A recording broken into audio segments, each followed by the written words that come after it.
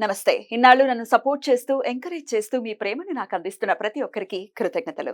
అలాగే ఈ వీడియో కూడా ఖచ్చితంగా మీకు ఉపయోగపడుతుంది. లైక్, షేర్ అండ్ సబ్స్క్రైబ్ చేసి మీ సపోర్ట్‌ని నాకు అందించండి. అలాగే ఈ వీడియో పట్ల మీకున్న అభిప్రాయాన్ని కామెంట్ సెక్షన్‌లో కామెంట్ చేసి తెలియజేయండి. ఇప్పుడు వీడియోని చూద్దాం. నమస్తే, వెల్కమ్ టు అవర్ ఛానల్. నేను పద్మిని. ప్రస్తుతంతో పాటు ప్రముఖ ఆధ్యాత్మికవేత్త, ఆస్ట్రోన్యూమరాలజిస్ట్, ఎనర్జీ వాస్తు స్పెషలిస్ట్, శ్రీ విద్య ఉపాసకురాలు శ్రీమతి జయప్రద గారు మనతో పాటు ఉన్నారు. మాట్లాడదాం. జయప్రద గారు నమస్కారం అండి. నమస్తే అమ్మ. శ్రీమాత్రే నమః.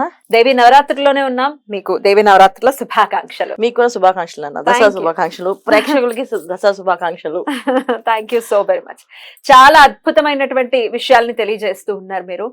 దేవీ నవరాత్రుల్ని పురస్కరించుకుని మనం ఆయా రోజుని బట్టి ఆ అమ్మవారి ఆరాధనని చాలా అద్భుతంగా వివరిస్తున్నారు. దాంతో పాటు ఆ అమ్మవారి ఆరాధనతో పాటు ఏ గ్రహశాంతి జరుగుతుంది అనేది కూడా చెప్తున్నారు. ఖచ్చితంగా ఇది శాస్త్ర వచనమే. ఎందుకంటే అటు దశమహావిద్యల్లో నుంచి మనం గనక చూసుకుంటే దశమహావిద్యల్ని కూడా చాలా విశేషంగా దేవీ నవరాత్రుల్లో చేసుకోవటం అనేది అందరికీ తెలిసినటువంటి విషయం. అంటే వాళ్ళ గురువుల నుంచి వస్తే గనక ఆ ఆరాధనని చేసుకుంటారు. ఈ దశమహావిద్యల్ని అనుసంధానం చేసుకుని ఆ గ్రహ శాంతి జరగటం అనేది కూడా చాలా చాలా పండితులు చెప్పేటటువంటి విషయం. సో దాన్నే మీరు కూడా చక్కగా చెప్తున్నారు. అయితే దశమహావిద్యల జోలికి వెళ్లకుండా సాత్విక రూపాలని పూజిస్తూ తద్వారా గ్రహ శాంతుల్ని ఎలా తెచ్చుకోవచ్చు అనేది చాలా అద్భుతంగా మాకు వివరిస్తున్నందుకు ప్రేక్షకుల తరపున కృతజ్ఞతలండి. భగవంతు ఇచ్చిన అవకాశం అన్న ఇది. ఎందుకంటే కలియుగంలో మనకి చెప్పింది ఏంటంటే, మన అన్ని యుగాల్లోంచి చూసుకుంటూ వస్తే ఒక యుగంలో దేవతలు మానవులు ఒకేలాగా నడిచే యుగం. వాళ్ళకి కావాల్సిన విధాలుగా వెళ్ళాలంటే స్వర్గానికి నరకానికి నడుచుకు వెళ్ళే అంత స్తోమత స్థితి ఇచ్చారు మానవులకి. తర్వాత జపం తపస్సు చేస్తేనే కనిపించారు. ఆ తర్వాత వచ్చి అనుష్ఠానం పూజలు చేసి హోమాలు చేస్తేనే కనిపించారు. కానీ కలియుగం వచ్చినప్పటికి ఏమైందంటే నామాన్ని చేస్తే కన్నా నేను పలుకుతాను అని చెప్పాడు ఆయన. సో నామాన్ని చేస్తే పలికినప్పుడు మనం ఎందుకు అంత తీవ్రమైన తపస్సులు తీవ్రమైన పూజలు చేయాలి? చేయగలిగిన స్తోమత ఉన్న వాళ్ళు, చేయగలిగిన శక్తి ఉన్న వాళ్ళు చక్కగా చేసుకోవచ్చు. ఒకవేళ చేయలేని వాళ్ళ పరిస్థితి ఏంటి అంటే, చెయ్యాలేము అనే బాధ లేకుండా మనం ఇవాళ ప్రత్యామ్నాయం అంటే వాళ్ళు చేయలేమో అని బాధపడకుండా ఒక రోజైనా మంచిగా నిష్ఠగా చేయండి.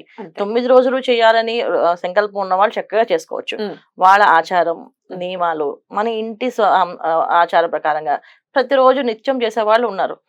9 రోజులు మొత్తం ఉపవాసం ఉండి పాపం 10వ రోజు భోజనం చేసే వాళ్ళు కూడా ఉన్నారు. ఈ నవరాత్రులు చేసే మొత్తం అసలు తినరు. నవరాత్రులు అంతా కూడా ఏంటంటే పళ్ళు, రసం, పళ్ళు తినడము, పానీయాల మీద ఆధారపడి ఉంటారు, జ్యూసులు తాగడం. ఆ 10వ రోజు దశమి రోజు భోజనం చేస్తారు. అలా నిష్ఠాగరిష్ఠులు కూడా ఉన్నారు మన దగ్గర. ఇప్పటికీ చేస్తున్నారు అలాగా. అలాంటి దాంట్లో మనం చేయగలిగితే అంత ధైర్యం అంత శక్తి అమ్మవారు వాళ్ళకి ఇచ్చింది. అది పూర్వజన్మ సుకృతం. మనకి రావాలని రావాలని కోరుకోవడం తప్పలేదు, తప్పకుండా చేయాలి. అయితే సులభతరంగా ఎలా అమ్మవారి అనుగ్రహాన్ని పొందుతూ తద్వారా మనకి ఏ గ్రహ శాంతి ఎలా జరుగుతుంది అనేది ఇప్పుడు వివరంగా తెలుసుకుందాము. 2 రోజుల గురించి ఆల్రెడీ మాట్లాడుకున్నాము. ఇక మూడవ రోజు అమ్మవారికి ఏ అలంకరణ చేస్తారు, ఆ అలంకరణలో అమ్మవారిని పూజిస్తే కనుక ఏ గ్రహశాంతి అనేది ఖచ్చితంగా మనకి కలుగుతుంది అనేది ఒకసారి మీ ద్వారా. తప్పకుండా అన్న. సో 3వ రోజు మనం ఇక్కడ అలంకరణ చూసుకునేది ఏంటంటే అన్నపూర్ణదేవి అలంకరణ. సో అన్నపూర్ణదేవి అలంకరణ అంటే అన్నపూర్ణదేవిని కొలిస్తే ఏంటంటే సాక్షాత్తు కాశీ పరమేశ్వరి ధర్మపత్ని ఆవిడ్ని పూజిస్తే, ఆవిడ్ని కొలిస్తే ఆకలి దప్పికలు అనేవి ఉండవని, సో అన్నానికి లోటు ఉండకుండా ఉంటుందని అందరూ కలిసి అమ్మవారిని పూజిస్తుంటాం అన్నపూర్ణదేవి అలంకరణ. సో అదొకటే కాదు, ఆకలి దప్పులు అంటే ఏంటంటే ఇక్కడ అన్నం అనే కాదు విషయం, అన్నం సంపాదించే సామర్థ్యం. అంటే ఆ రకమైన ఉద్యోగం గాని వ్యాపారం గాని ఎటువంటి ఆటంకాలు రాకుండా ఉండడానికి, కరెక్ట్ కెరియర్ లో మనం గ్రోత్ ఉండడానికి, ఎప్పుడైనా సరే మనం ఒక స్థాయికి రావాలి అంటే అది మనకి జాతకంలో యోగం బలంగా ఉంటేనే రాగలుగుతాం.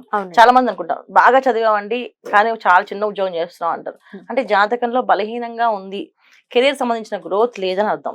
ఎవరైనా సరే మంచి కెరీర్ లో సాధించాలంటే, చదువుల్లో అన్ని రంగంలో ఉత్తీర్ణులు అవ్వాలన్నా, కెరియర్ పరంగా అంటే ప్రొఫెషనల్ పరంగా ఎదగాలంటే, ప్రొఫెషనల్ పరంగా అంటే ఎవరైనా తీసుకోండి, అడ్వకేట్స్ తీసుకోండి, డాక్టర్స్ తీసుకోండి. మా పిల్లలు వాళ్ళ డాక్టర్స్ చదువుతుంటే ఆయన డాక్టర్ అవ్వడం ఒక ఎత్తు అయితే, ఒక మంచి డాక్టర్ గుర్తింపు పడిన డాక్టర్ హస్తవాసి డాక్టర్ అవ్వడం అంటే చాలా విషయం. అలాగా కావాలన్న వాళ్ళు చాలా సంకల్పాలు పెట్టుకుని ఈ అన్నపూర్ణదేవి రోజున చేసుకోవచ్చు పూజా విధానం. అలాగే మీడియా రంగంలోని తర్వాత యాక్టర్ గా గానీ, ఒక యాంకర్ గా గానీ, ఒక హీరోగా గానీ కావాలన్నా కొన్న కంపల్సరిగా ఈ రోజు పూజించుకోవాలి అన్నపూర్ణ సో పేరు ప్రఖ్యాతలు అనుకోవచ్చు, వచ్చినటువంటి పేరు చాలా సుస్థిరంగా ఉండటానికి, లేకపోతే అసలు వీళ్ళకి మించిన వాళ్ళు లేరండి అనుకునే ఆ పేరు రావాలన్నా కూడా అన్నపూర్ణాదేవిని చాలా విశేషంగా కొలవాలి. ఎందుకంటే కెరియర్ సంబంధించిన విషయాలన్నిటి కూడా అన్నపూర్ణాదేవి అనుగ్రహం అనేది కంపల్సరీ. అందుకే ఆకలి దప్పులు ఉండవు అంటే ఏంటి అంటే అర్థం అంటే కోటి విద్యలు కూటి కొరికే అని ఊరికే అనలేదు కదా, విద్య ఏదైనా అవ్వచ్చు. 100%. అలాగే ప్రొఫెషనల్ సింగర్స్ గా రాణింపు రావాలన్నా, గుర్తింపు రావాలన్నా సరే ఈ అన్నపూర్ణాదేవి అలంకరణ రోజు చక్కగా పూజ చేయడం, ఆ రోజు అమ్మవారిని అనుగ్రహం పొందడం.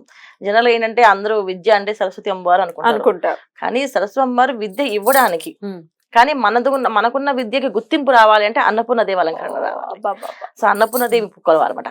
సో అన్నపూర్ణదేవి అలంకరణ వల్ల మనకున్న విద్య ఏదైతే విద్య ఉందో, ఒక్కొక్క మనిషికి ఒక్కొక్క ఆర్ట్ ఉంటుంది, ఆ ఆర్ట్కి ఒక గుర్తింపు, ఆ గుర్తింపు రావాలంటే ఖచ్చితంగా రవి భగవాన్ ఒక అనుగ్రహం కావాలి.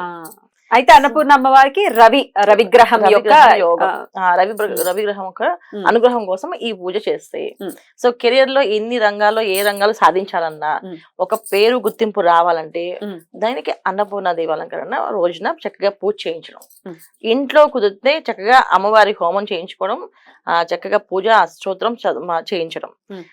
ఎటువంటి పూజలు అంటే కనకాంబరాల పూలతో చేయాలి. కనకాంబరాలతో చాలా కనకాంబరాల పువ్వులతో, సంపెంగ పువ్వులతో, సంపెంగ కనకాంబరం అంటే సువాసన కలిగిన పువ్వులు ఉండాలి కంపల్సరీ. కనకాంబరాలతో చేసి కనక వర్షం కురుస్తుంది అని చెప్పి మన పెద్దవాళ్ళు చెప్తుంటారు. అందుకే కనకాంబరాల పువ్వులతో పూజ చేస్తాం. అంటే సువర్ణ పుష్పాలతో పూజ చేయడం అంటాం కదా, సువర్ణ పుష్పాలు అనేది కంటే కనకాంబరాల పువ్వులతో చేస్తే కూడా సువర్ణ పుష్పం కింద వస్తుంది. అంతే. అయితే ఇది అష్టోత్తరం చదువుతూ ఆ కనకాంబరాలు అమ్మవారి దగ్గర వేయటం అంతే. గుప్పెల్లో కనకాంబరాలు తీసుకోవడం, అష్టోత్తరం చదువుకోవడం, అన్నపూర్ణ అష్టోత్తరం, లేదంటే లలితా సహస్రనామాన్ని చదువుతూ అమ్మవారి దగ్గర ఎంత లలితా సహస్రం అయ్యే వరకు పుష్పాలు అలా వేస్తుంటే పుష్ప వర్షం అనమాట అమ్మవారికి. అలా వర్షంలా కురిస్తే చాలా అద్భుతంగా ఉంటుంది. అన్నపూర్ణ దేవి అలంకరణ రోజున ఇది చేయడము, అన్నదానం చేయడం చాలా ముఖ్యం. ఎందుకంటే ఒక్కరికైనా అన్నం పెట్టాలి ఆ రోజు. అయితే మనకి కలిగి ఉంది బాగుంది అంటే చక్కగా అందరినీ పిలిచి అన్నదానం చేయండి. అన్నదానం చేసి అన్నదానానికి తగ్గ ప్రసాదం ఏంటంటే, అన్నదానం ఏవైనా పెట్టచ్చు, అమ్మవారి ప్రసాదం మాత్రం దద్దోజనము, తర్వాత కేసరి అంటే గోధుమ రవ్వతో చేస్తారు. మామూలుగా బొంబాయి రవ్వతో చేస్తాం కేసరి, అలా కాకుండా గోధుమ రవ్వతో ప్రసాదం చేస్తారు. మన అన్నవారు దేవస్థానం వాటిలో చూస్తుంటే ప్రసాదం, అలాంటి ప్రసాదం చేసి నైవేద్యం పెట్టాలి అమ్మవారికి. ఇలా నైవేద్యం పెట్టడం వల్ల మన కెరియర్ పరంగా ఎటువంటి ఆటంకాలు లేకుండా రవిగ్రహ శాంతి జరుగుతుంది, రవిగ్రహ శాంతి అవుతుంది, అన్నపూర్ణ అనుగ్రహం కలుగుతుంది. చక్కగా ఈ విధంగా వెళ్ళి చేయడము, ఒక సుహాసినికి చక్కగా చీరా జాకెట్ పెట్టడం, ఒక బాలను పూజించడం. నవరాత్రుల్లో ఎప్పుడు కూడా ఏంటంటే సుహాసిని పూజిస్తేనే అమ్మవారి ప్రీతి చెందుతుంది, అలాగే బాలని పూజిస్తే కూడా అమ్మవారి ప్రీతి చెందుతుంది. ఏమీ తెలియని ఒక అమాయకురాలైన బాలని పూజిస్తుంటే మనకి లోనున్న దుర్గుణాలన్నీ తొలగిస్తుంది ఆవిడ, ఖచ్చితంగా సద్గుణాలను ప్రాప్తిస్తుంది. సుహాసిని పూజ చేయడం వల్ల అంటే మాంగళ్య దోషాలు లేకుండా, ఇంట్లో ఎటువంటి ఇబ్బందులు రాకుండా కలిగిస్తుంది. మాంగళ్య దోషం అంటే మనకే కాదు, మన వంశంలో ఎవరికి రాకుండా కలిగిస్తుంది. అందుకని సువాసిని పూజ చేయాలి. అద్భుతం అండి, చాలా బ్యూటిఫుల్ గా ఎక్స్ప్లెయిన్ చేశారు. మూడవ రోజు అన్నపూర్ణాదేవి అలంకరణ. అయితే ఈ చీరలకి ఆ కలర్లకి వచ్చి ఉన్నటువంటి ప్రాధాన్యత ఏమి శాస్త్రం చెప్పలేదు, అయినప్పటికీ కలర్స్ ని మెయింటైన్ చేస్తూ ఉన్నారు కాబట్టి అమ్మవారికి ఏ కలర్ చీర కట్టమంటారా? తప్పకుండా గంధం కలర్, బంగారం రంగు గాని గంధం రంగు గాని కట్టచ్చు అమ్మవారికి. ఎందుకంటే అమ్మవారికి అంటే మన మనస్సుకి ఏది నచ్చితే అది పెట్టచ్చు. కాకపోతే ఏంటంటే రూపాలకి అలంకరణలకి పెట్టారు కనుక చక్కగా అమ్మవారికి ఇష్టం గనక కట్టచ్చు. గంధం రంగు చీర కట్టడం, లేకపోతే బంగారు రంగు చీర కట్టడం అనేది చాలా. కాబట్టి చీరకి అంచు ఉండాలి, అంచున్న చీర కంపల్సరీగా పెట్టాలి అమ్మవారి దగ్గర, కట్టాలి. బ్యూటిఫుల్, చాలా అద్భుతం. ద్వారా ఏ గ్రహశాంతి జరుగుతుంది అనేది నెక్స్ట్ వీడియోలో తెలుసుకుందాం. థ్యాంక్ యూ సో మచ్ అండి. నమస్తే. నమస్తే అమ్మ. శ్రీమాత్రే నమః.